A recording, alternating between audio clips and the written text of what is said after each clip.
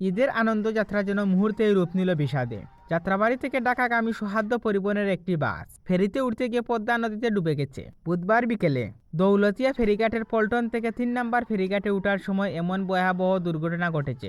এমন তথ্য গণমাধ্যমকে নিশ্চিত করেছে বিআইডিআল বিউটিসি দৌলতিয়া ঘাট শাখার ব্যবস্থাপক মোহাম্মদ সালাউদ্দিন। প্রাথমিকভাবে জানা গেছে বাসে ৪০ জন যাত্রী ছিল। এরই মধ্যে ৩ জন যাত্রীকে মৃতদেহ উদ্ধারের পাশাপাশি ২ জন যাত্রীকে জীবিত উদ্ধার করা হয়েছে। তবে যাত্রীদের বেশিরভাগ মানুষের জীবন নিয়ে সংশয়ে রয়েছে। এই ঘটনা স্থানীয়রা জানিয়েছেন প্রায় ৪০ ফুট গভীরে বাসটি তলিয়ে গিয়েছে। এরই মধ্যে বাসটি উদ্ধারের তৎপরতা শুরু হয়েছে। উদ্ধারকারী জাহাজ হামজা যাত্রীদের সহায়তার জন্য দুর্ঘটনাস্থলে এসে পৌঁছেছে।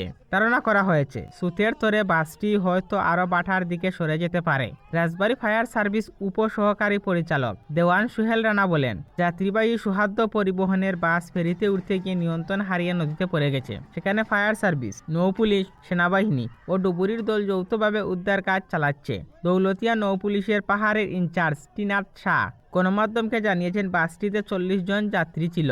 এর মধ্যে ২ জনকে জীবিত উদ্ধার করা হয়েছে। ঈদের সময় সড়ক দুর্ঘটনা ও নৌপথের দুর্ঘটনা যেন বাংলাদেশের জন্য একরকম নিয়তি হয়ে দাঁড়িয়েছে। যদিও অন্য বছরের তুলনায় জনভোগান্তি ও দুর্ঘটনার সংখ্যা বেশি ছিল এবার।